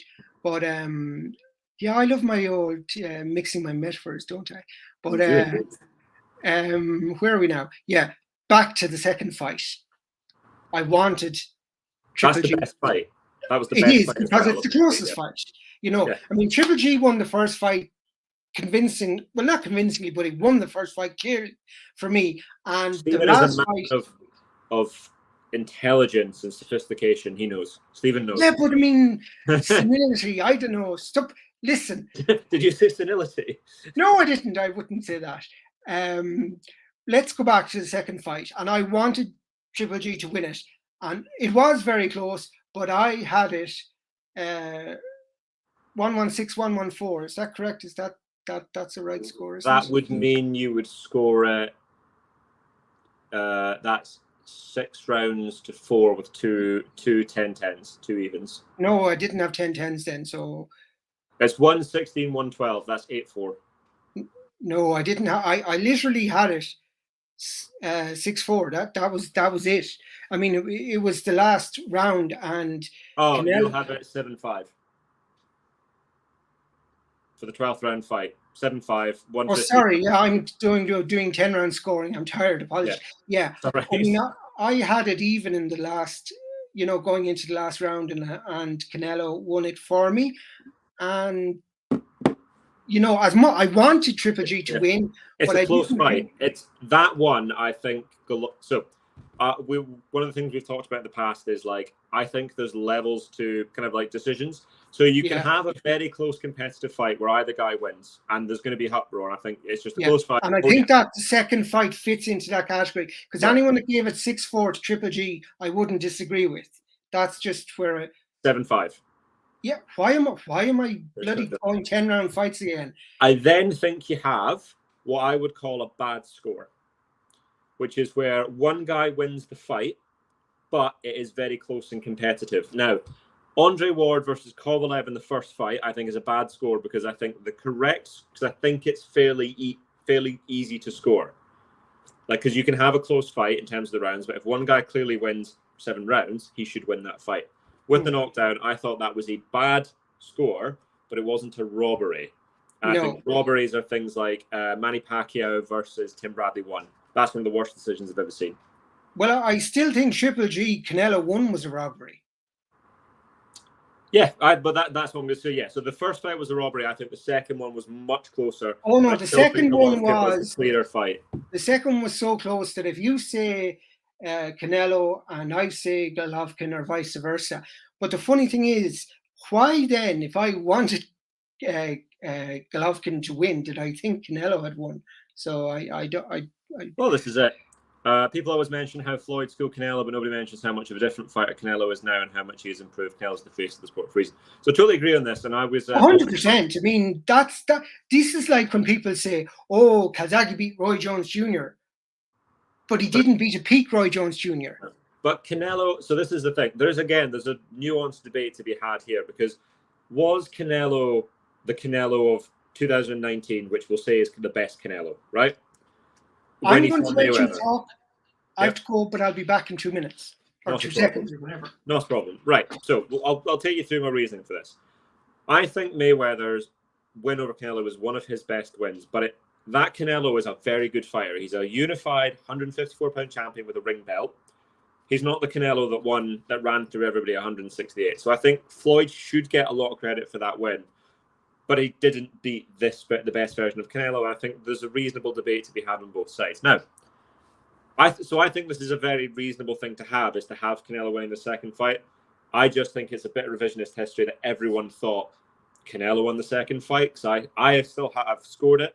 Again, you shouldn't score a fight once you know the result, but I think that Canelo definitely had a better fight in the second fight. I still think Golovkin ultimately won it. Now, this is a very good point, and one that we've actually made before as well. So the second Triple G fight versus Canelo is kind of like Haney Lomachenko. People will say... Oh, you like my t-shirt, by the way? That is an awesome t-shirt. I love it. Right. These are exactly the two that I talk about. So I think there is a clear winner, in my opinion, in both the second Canelo Triple G fight and the Haney Lomachenko fight.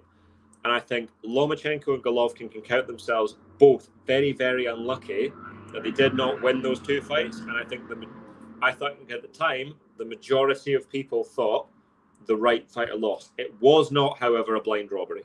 Those are the distinctions. We need to be able to have a more thing. I'm going to disagree with you on one point. Yep. Clear. I don't think it was necessarily a clear win for either fighter. However, I gave it to Canelo, and I'd stand over that score. However, I'd say it wasn't a clear win, because if you flipped around, then you've got a different decision. So I also think you should get credit in those kind of fights. So, like, both guys should get credit. You watched the second fight. It's one of the best. It's the best middleweight title fight we've had since Hopkins Taylor, if not better. It was bloody brilliant. Both guys showed that they're elite level fighters. Yeah. Mayweather did school Canelo, but it was a whole different version of Canelo. Canelo was better for the Floyd fight. Oh yeah, I mean, that's where I think fighters like Canelo, who aren't afraid to lose, because especially it's someone like Floyd Mayweather, but you learn so much from it, as Adam said, that you come out with kudos even though you lost. Yeah, and you definitely lost. You learn. Yeah, and you learn and you develop, and I think that this wasn't close in the Floyd on a different level. On a different level, yes. It's very similar to the credit we were giving Jason Quigley at the weekend. Yeah, your stock can rise and defeat depending on how you perform. Oh, absolutely. How you win matters just as not as much as winning. Win this time, look good the next time, but ultimately you got to look good at some point. I had Loma beating Haney 8-4 or 7-5. I had it the same. I'm sure it was 8-4 is what I scored it. Yeah, but again, I thought, and this is the thing, I still think Haney deserves a lot of credit in that fight, because I think that was the best I've seen Devin Haney box. Does that make sense? Yep. I think, and again, I am a huge Lomachenko fan. Yes. I thought Devin Haney proved that he was an elite lightweight on that night. I thought Lomachenko won the fight. But I give Haney an incredible amount of credit in terms of when I'm picking fights. I thought Haney lost his last fight. I thought Prograis won his last fight. Based on the two performances, I'd now think Haney beats Prograis. Yeah. The logic doesn't follow, but it's the levels of the performance he puts in. No, but I mean, logic does follow if you don't just have narrow parameters of win and lose. Like if you use the fuller parameter of who performed better, who gave a better account of themselves, that's where logic dictates, yes, this guy's ahead. But if you break it down to the binary 1-0, winner, loser, then that is lost. Yeah, and this is it. So this is the tagline for all of it. 3 excellent fights. All we can ask for, you love them both. There you go. You're quite capable of loving both. Absolutely, and I'm glad I went to Vegas for that fight, because even though everyone said, "Oh, it was whatever it was," but even I knew, like, my guy Triple G was losing. Canelo was there and he was there, and I knew it was effectively Triple G's last significant fight, whether he fights again or not. But it was a pleasure to see them dance, and at the end of the fight, you could see the esteem they both held each other in. So yeah, I agree with you. All 3 fights, I enjoyed all of them. Obviously, third being the least. Well, yeah, but I was there. But absolutely, the second was the most competitive. The first was the one that ankled for the wrong reason, And then the third was just a kind of, as I said, it was a retirement fight for Triple G against his dance partner. So this is another one as well. So if the fight is close and could go either way, how come it never goes to the B-side? So number one, I think people know where their bread's buttered. And the old saying is fighters fight for today and referees ref for tomorrow. Yeah. So they want that assignment. I also think there's a number of fights. It's Golovkin, Canelo, it's Ward, Kovalev, it's Lomachenko, Haney. Maybe it's a style thing. American judges like the slick American style. No, there was nothing style about Burge. She just gave in. And that scorecard couldn't be justified under any circumstance. But that's incompetence, and that's again. It's not incompetence. I think incompetence is letting her off lightly. I think we all know what it is. Khan came back, but this again. Look, here you go. Khan came back better from the Prescott loss to beat Kotelnik for the title, for example. Khan Maidana is one of my favorite fights. That was an absolutely brilliant fight. Yeah, it was. That was a great fight. That's one of the very, very few fights I've stayed up for to watch at the Mandalay Bay in Vegas. I stayed up to watch that. It was brilliant. Tops of Triple G versus Liam Smith at Anfield for his last fight. I would love it. We've all said we'd meet up. If that happens, it's never happening in a million years. No, I don't know where Liam Smith goes at the minute, but Golovkin is. I don't know what he's not interested. No, he doesn't want that, and he doesn't need it. Apparently, he's fighting again. I don't know who he fights. Yeah, but I mean, it's not going to be Liam Smith. No, because they would have to throw an unreal amount of money. I know it's making us feel old. Seen Khan Maidana on YouTube. It is really, really good. And there's so many. Well, at least he didn't say he saw it on TikTok. That's true. But that's actually there's probably something newer than TikTok now that we're not even aware of. But that was like yesterday. It was funny. Jamel Herring posted something, and I was disagreeing, explaining the other side of the argument. It was nothing to do with boxing, so I'm not going to get into it. But somebody on the other side of the argument put up a little baseball cap emoji, and I replied with no cap, and I defended my position. And he says, "Wow, I'm giving you that for understanding what that meant." And I'm like, Jesus Christ, how old do you think I am? But then again, if I'm not involved in the internet kind of world, I wouldn't have known what that meant. But if it's any consolation, I have no idea what you mean. Cap. Yes. So if someone sends you an emoji of a cap, you don't know what that means. I haven't got the faintest idea. It means nobody sends me emojis. Oh, nobody sends me emojis. I haven't got the faintest idea what that means. Right, I'm going to fucking barrage your phone with emojis for the next hour. Yeah. I think Golovkin is not official, by the way, not officially retired.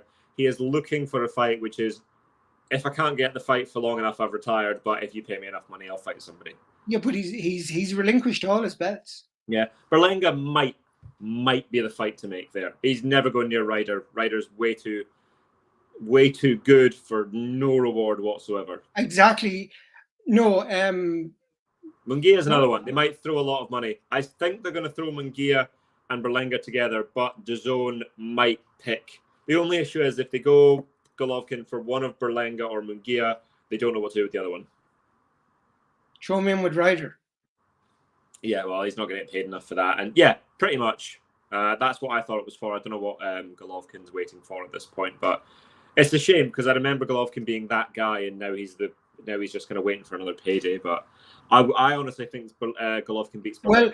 Well, I don't begrudge Triple G his payday, given what he's done, who he's fought, how he'd been actively avoided in his prime. Yeah. How they want no part of that. They wanted no part of Golovkin at his best. It was just. So, but Golovkin will be remembered long after these others are forgotten. So it doesn't. Oh yeah, Golovkin's one of those fighters that we're going back to for years and years and years. But we'll probably have to call it a day there because my iPad is running low on battery. That's okay. To do, and we've done an hour and 50 minutes. Look left. Cheers to Villarreal fan for life and Pitbull boxing. Yeah, we were just about to close up, I think, and you got us going again. It was brilliant.